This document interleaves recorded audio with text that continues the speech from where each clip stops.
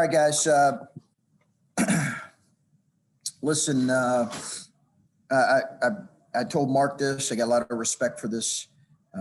One, the Maryland program and this Maryland team.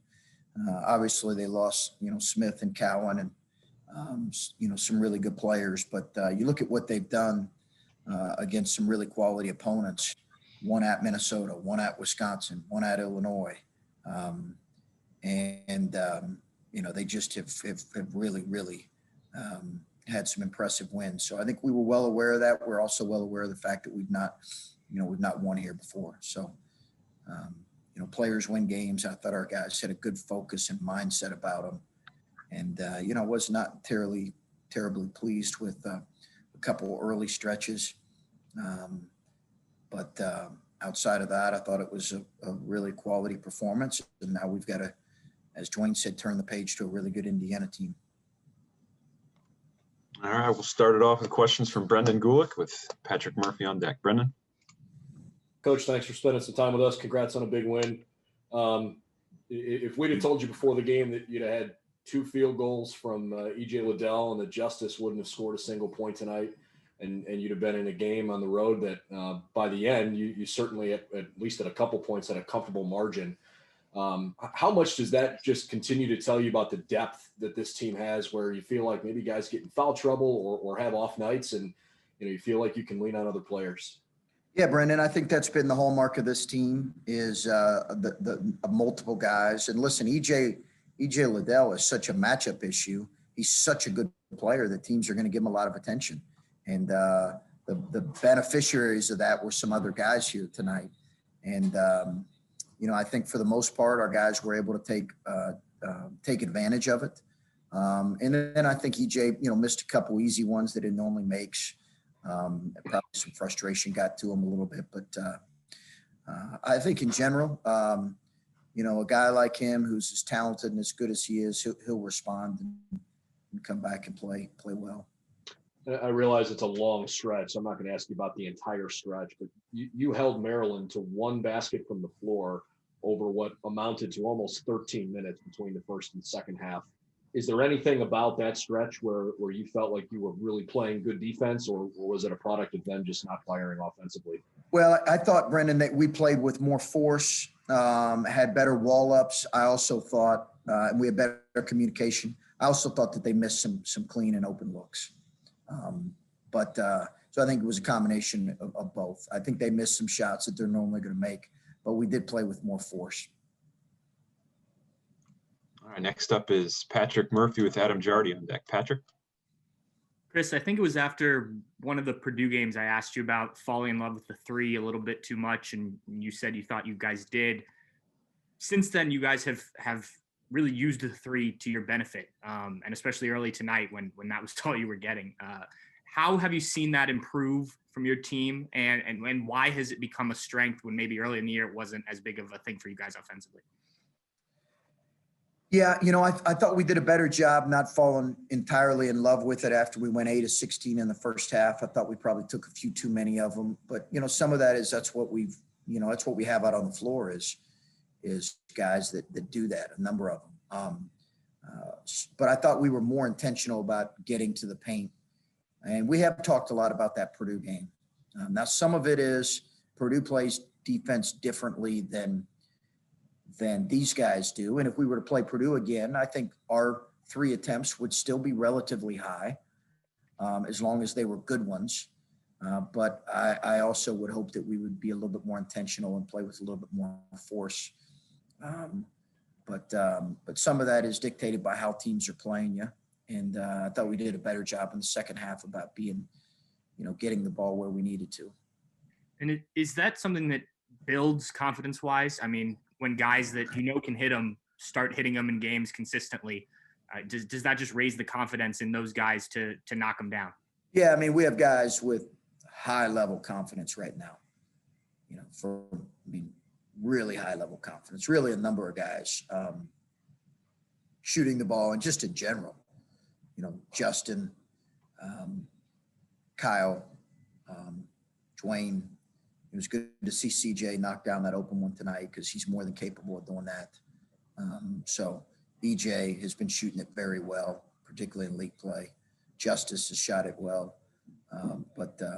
And then Seth gave us a huge lift, making a couple when we were struggling. He gave us a huge lift, making a couple threes. Next up is Adam Jardy with Dan Hope on deck. Adam? Chris, there were two interesting technical fouls in this game. Can you tell us what the officials relayed to you as far as what happened on each of those? Justin, they said he said something to the bench. Justin admitted to it. You can't talk to another team's bench. He was just excited for his teammate. And then I believe there was a reaction to, on their part, to a call.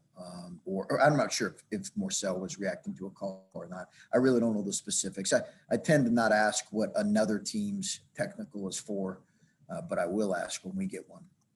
And then you talked about kind of getting into your team in the first half there and trying to get more force out of them. How as this season has gone on, have you learned as far, like, I guess, pushing that button when you know, like, you can really get into them and try to get more than they're giving you at that moment? How has that evolved with this team? I mean, sometimes, people think it's some type of a motivational ploy to, get on your team in a timeout. Reality is you're just angry. You're just venting. You're angry. And I think our guys know I don't do that necessarily on purpose or as any type of motivational ploy. I did not think we were playing with the amount of force or effort that we needed to. Now, Maryland had something to do with that. I thought they were doing some really good things.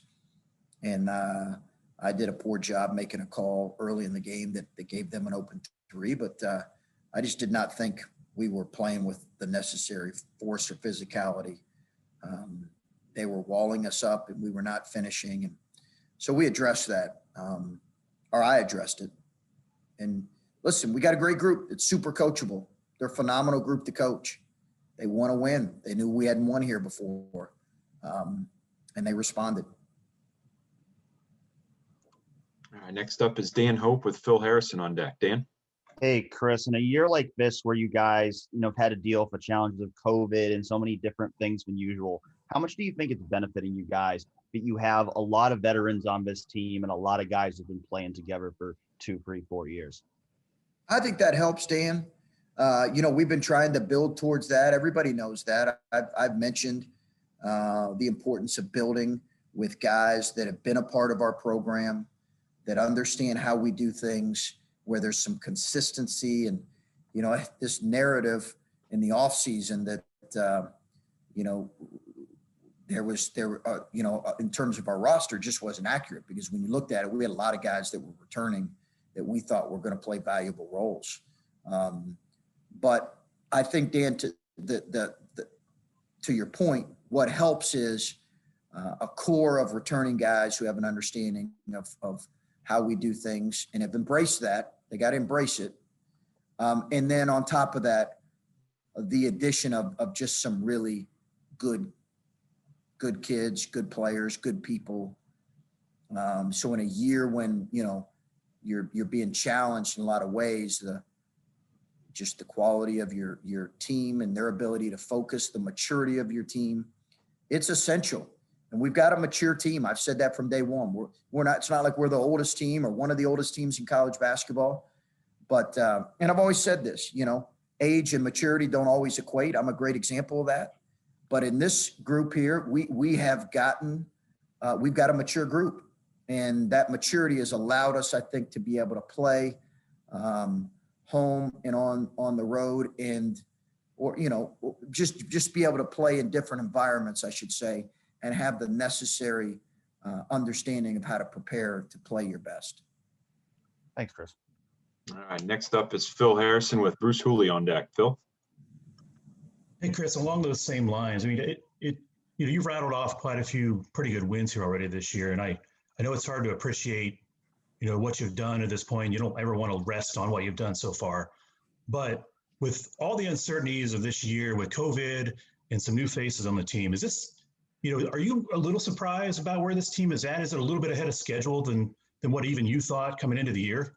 Sure. I don't think you ever anticipate in this league, winning whatever it's been, 6 out of 7, 7 out of 8, 8 out of 9, whatever it's been.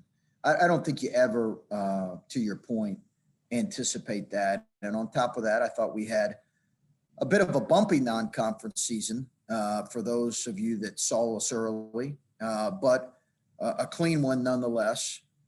But it was bumpy. Yeah, I don't think I don't mind admitting and saying, you know, I felt optimistic about this group, but you know, I'm not also not going to ignore the fact that there is some surprise in terms of I think we've gelled in a quicker way. We've also seen guys, really good players, emerge into really good players, but you don't always know if that's going to happen. You just don't know what a team's collective spirit is going to be from year to year. I mean, we're still writing our story, so I'm hesitant to say too much, but yeah, felt really good and really good. And what would you say is the main reason why this team has gotten so much better so quickly in the face of all that? You know, I think guys individually have gotten players. We've seen, you know, we've got some really good players that have stepped up at different times. And we talk about Kyle, how phenomenal was Kyle Young tonight? You know, Justice has had great moments. CJ Walker, and then our two leading scorers, Dwayne and EJ, and I think in Zed's coming off the bench, and Gene and Musa and Seth, and you know, EJ's turned in. So I think we've had a collection of, we've got a really balanced group. And then I think to Dwayne's point, their buy-in has been phenomenal. It's been phenomenal. And it's hard to quantify what that means for a team, right? It's just hard to. And if we continue to have that, we'll see what story we can write. Thanks, Coach. We got a few more hands up here. We'll try to get to everyone if we can just limit it to one question. Is that the yellow thing that's up there on every screen? The yellow thing, is that a hand? Yep. All right, let's rattle them off here. I'll start. We're going to try to get to one question each. We can get them moving. Bruce Hooley's up next with Stephen Means on deck. Bruce? Chris, when you have to coach against someone who shoots the percentage Justin shoots from three-point range, what does it force you to do that complicates game planning for a team defensively? It's just you're always aware of him, Bruce. Always aware of him when he's that proficient. And we've coached against a few that are in the rhythm that he's in, but he's been in that rhythm for the better part of a month and a half, 2 months. You're just always aware of him. So it stretches your defense and it makes your attention to detail have to be so high level. And our guys have done a good job finding him. I thought CJ Walker's play on the break to him was terrific. All right, next up, Stephen Means with Adam Jardy on deck. Stephen? Just kind of to that point, I mean, the shooting, we've seen that before with Justin. He's had games the last 2 years where he just kind of went off with that. But the problem has never been that. It's been on the defensive end, which it's been hard maybe to keep him on the floor because that doesn't necessarily match what he's doing offensively. Can you just talk about how he's improved to the point that, I mean, he's never going to be an elite lockdown defender. Right. He's to the point where you're able to take advantage of what he can do offensively now. Yeah, no doubt. I don't love the whole, well, you know, he struggles defensively, but coach, remember, threes are more than twos. I don't buy that. I can't stand it when I hear that because it's not like I'm trying to give up twos either. I think what he's done is his attention to detail defensively has been good. So he's been a talker, a communicator, scouting report. He's have a high level attention to detail. He did not have that his first year. He did not have that his first year and a half. He just didn't. I think he's understood that, hey, if he's going to be a team defender, if he's going to be a good defender, a defender that can be out on the floor for consistent minutes, he has to be an elite team defender. And that's what he's got to do. It's what he's got to continue to do. All right, next up is Adam Jardy with Colin Hass-Hill on deck. Adam? Chris, you mentioned letting these guys know that they had never won here before, and Kyle mentioned that a little bit. to see him continue to battle through everything he's kind of gone through physically, and to have a night like he had for you tonight, it seemed like he really, whenever you needed a rebound, he was there. When you needed a bucket in the paint, he was able to get it for you. What sort of impact did he have on this game? He was phenomenal. I thought he led the way.